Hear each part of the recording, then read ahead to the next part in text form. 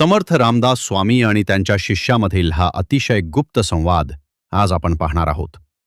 हा दिव्य संवाद फक्त श्रवण केल्याने मन शुद्ध होते व देवाच्या चरणी लागते.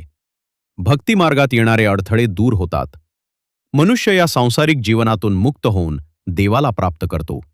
असा हा दिव्य संवाद तुम्ही ऐकत आहात आणि मी सांगत आहे. हे माझे आणि तुमचे दोघांचेही भाग्यच. मागच्या जन्मातील काही चांगले कर्म असतील ज्यामुळे मी हे व्हिडिओ बनवत आहे, आणि तुमचेही पुण्य आहेच. नाहीतर आजकाल असे भक्तिमय व्हिडिओ कोणी पाहत नाही. भक्तीच्या नावाखाली आजकाल बरेच कीर्तनकार असे कीर्तन करतात ज्यांचा भक्तीशी दूर दूरपर्यंत काही संबंध नसतो. सासू सुनावर विनोद, कॉलेजच्या मुलामुलींवर जोक्स मारणे, हे असले कीर्तन श्रवण करून लोकांना कोणता देव भेटणार आहे हे मला समजत नाही. आणि लोकही अशा कीर्तनांना मोठी गर्दी करतात. काय तर म्हणे कॉमेडी कीर्तन. मुळात हा शब्दच किती लाजिरवाणा आहे. कीर्तन कॉमेडी, याला कीर्तन म्हणायचं का? अहो, कीर्तन कसं असावं? नामदेव महाराज जेव्हा कीर्तन करायचे तेव्हा देव स्वतः कीर्तनात येऊन बसायचा. ज्यांना हात नव्हते त्यांना हात आले. मंदिराचं तोंड फिरलं, याला कीर्तन म्हणावं. ज्या देव स्वतः वैकुंठ सोडून या भूतलावर येईल आणि आपल्या मध्ये बसेल. जसं की तुकाराम महाराजांच्या कीर्तनात देव श्रीहरी विठ्ठल स्वतः बालरूपात येऊन नाचायचे. हरे कृष्ण कृष्ण कृष्ण हरे हरे, हरे राम राम राम हरे हरे. जेव्हा संत ज्ञानेश्वर कीर्तन करायचे तेव्हा मेलेले माणसं जिवंत व्हायची. एवढी ताकद होती त्या कीर्तनात. जे फक्त श्रवण करताच मुक्या प्राण्यांनाही बोलायला लागायचं. अशी ताकद आहे कीर्तनाची. पण कलियुगात असं कीर्तन लोकांना आवडत नाही.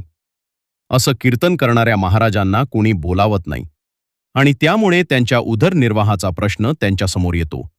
आणि ते मग अशा कीर्तनात विनोद, कॉमेडी करतात आणि आपला उदरनिर्वाह करतात.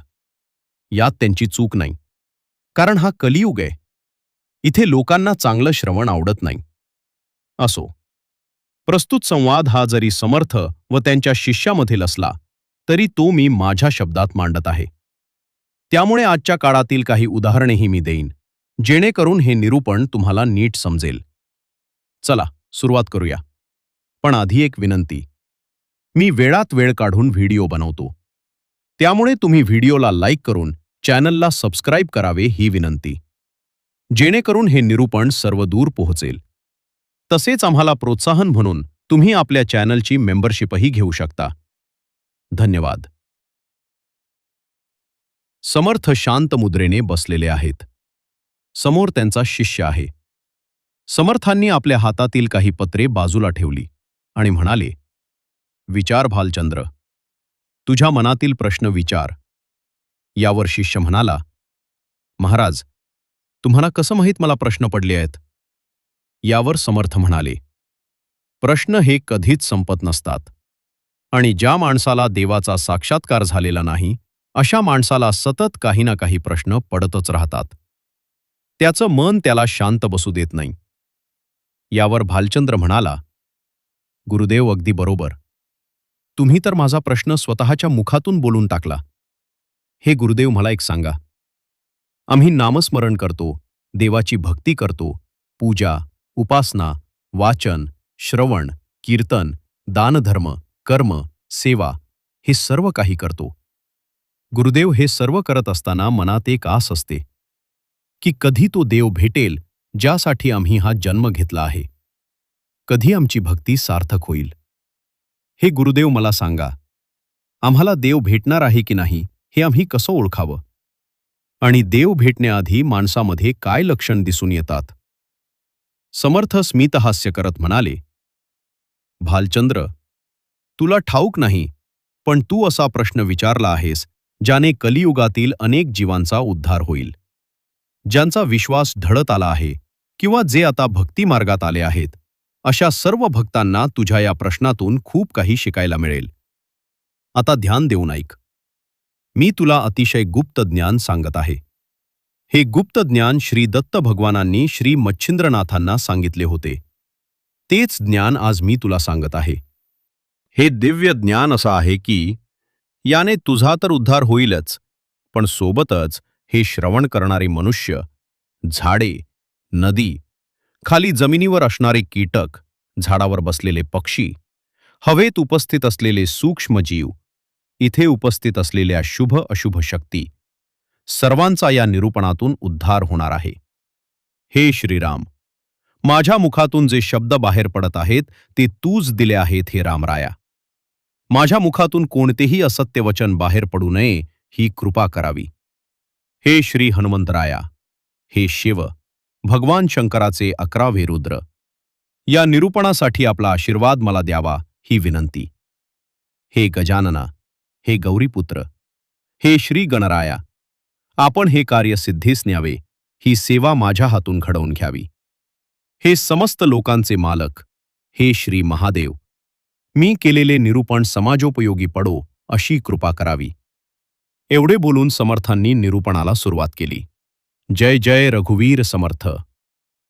हे भालचंद्र, ज्या मनुष्याला फक्त तो सुखी राहावा, त्याला सर्व सुख मिळावे यासाठी तो भक्ती करत असेल तर त्याने जास्त भक्ती करू नये.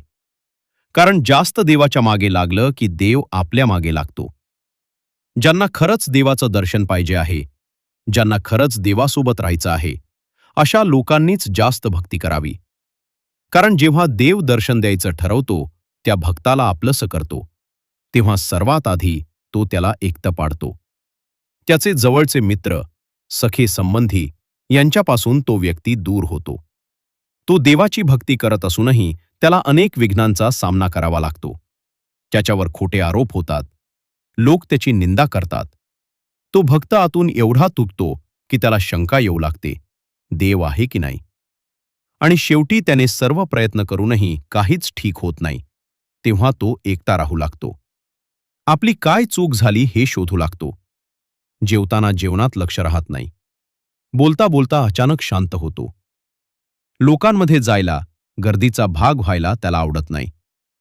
असा एकटा पडलेला भक्त शेवटी सर्व अपेक्षा सोडून देतो. काहीच ठीक होणार नाही. जे होतंय ती देवाची इच्छा. देवा, आता जे होईल ते तुझ्याच कारणाने होईल. तुला सुख द्यायचं तर सुख दे आणि दुःख द्यायचं तर दुःख दे. शेवटी तुझीच सृष्टी आणि तुझीच इच्छा इथे चालणार. असं म्हणत जेव्हा तो भक्त संपूर्ण समर्पण करतो, तेव्हा खरा चमत्कार सुरू होतो. आता देव त्याला आपलंसं करतो. कारण त्या भक्ताला आता समजलेलं असतं की देवाशिवाय त्याचं कोणी नाही. अशा भक्तावर देवाची विशेष कृपा होते. पुढे अशा काही गोष्टी घडतात की त्या भक्ताला समजतं, बरं झालं, ही गोष्ट आपण देवाकडे मागितली होती आणि देवाने दिली नाही. बरं झालं, तेव्हा माझ्या मनासारखं घडलं नाही. कारण आता जे घडत आहे ते मी जी अपेक्षा केली होती त्यापेक्षा ही जास्त सुंदर आहे. आता त्या भक्ताची सर्व कामं होऊ लागतात. त्याने जे बोललं ती वचने खरी होऊ लागतात. जी लोकं सोडून गेली होती ती जवळ येऊ लागतात. पण त्याचं मन आता कशातच लागत नाही. सर्व काही मनासारखं होऊनही तो भक्त आतून दुःखी राहू लागतो. त्याला कसली तरी कमी जाणवते. कसले तरी रिकामेपण त्याला अनुभवास येतं. तो जिभेने नामस्मरण करत नाही, पण ते आपोआप त्याच्या मनात चालू राहतं. तो चालताना पावलांचा जो आवाज होतो, त्या आवाजात त्याला आपल्या देवाचं नाव ऐकू येतं आणि आपोआप मनात नामस्मरण सुरू होतं. त्याने एवढं नामस्मरण केलेलं असतं की त्याच्या शरीराला जसा श्वास महत्वाचा असतो आणि तो घेण्यासाठी वेगळी कोणती कृती करावी लागत नाही, तसंच नामस्मरणाचं होतं. त्याला वेगळं नामस्मरण करायची गरज राहत नाही. ते त्याच्या मनात आपोआप चालू राहतं. असा भक्त जेव्हा लोकांमध्ये वावरतो तेव्हा तो जास्त प्रतिक्रिया देत नाही. शांत राहतो. जर कोणी त्याला फसवत असेल तरी ते त्याला समजतं, पण तो काही प्रतिक्रिया देत नाही. हे पाहून बाकीच्या लोकांना वाटतं, हा वेडा आहे, भोळसट आहे. पण असं नसतं. त्या भक्ताला सगळं कळत असतं. कोण कसं वागत आहे ते त्याला माहीत असतं. पण तो त्या व्यक्तीला आणि त्याच्या वागण्याला एवढं महत्त्व देत नाही. तो फक्त विचार करत राहतो, देव कधी दर्शन देणार आणि तो कसा, कधी येईल. अनेक वेळा तो भक्त एका ठिकाणी टक लावून पाहत राहतो आणि अश्रू आपोआप डोळ्यांत येतात. हे भालचंद्र, ही सर्व लक्षणं ज्या व्यक्तीमध्ये आहेत त्याच्यावर देवाची विशेष कृपा आहे असं मानावं. पण देव भेटणं अजूनही एवढं सोपं नाही. त्या भक्ताची अजून मोठी परीक्षा देव घेत असतो. आणि त्या परीक्षेत पास करून घेण्याची जबाबदारीही देवच घेतो. कारण तो भक्त त्या परीक्षेला बसलेला असतो.